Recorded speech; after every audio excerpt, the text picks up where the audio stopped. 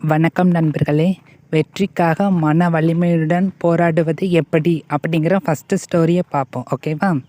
ஒரு நாட்டில் ஒரு அரசன் இருந்தாங்க. ஸோ அவங்க என்ன பண்ணுறாங்கன்னா, ஒரு அறிக்கையை மக்களுக்காக வெளியிடுறாங்க.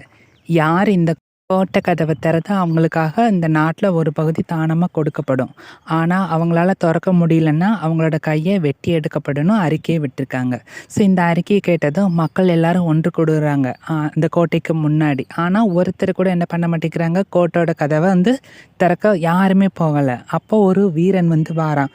அப்போது அவங்க சொல்கிறாங்க, நீ போவாத, திறக்கலன்னு உன் கையை வெட்டிடுவாங்கன்னு எல்லாரும் சொல்கிறாங்க. அதுக்கு அவன் சொல்கிறான், நானும் ஒரு மன்னன் தான், பரவாயில்ல, எதிர்த்து போராடுவேன், எனக்கு ஒன்றும் பிரச்சனை இல்லை. போனால் தோத்தா கை தானே போகும், ஆனால் உசுறு போகாதில்ல, அதனால் நான் ஓப்பன் பண்ணுறேன்னு சொல்லிட்டு அந்த வீரன் என்ன பண்ணுறான், அந்த கதவை ஓப்பன் பண்ணுறான். கதவு டப்புன்னு திறந்துருச்சு.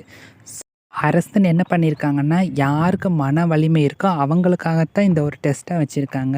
ஸோ இந்த வீரன் அந்த கதவை திறந்து ஒரு நாட்டோட ஒரு பகுதியை தானமாக எழுதி வாங்கிக்கிட்டான்.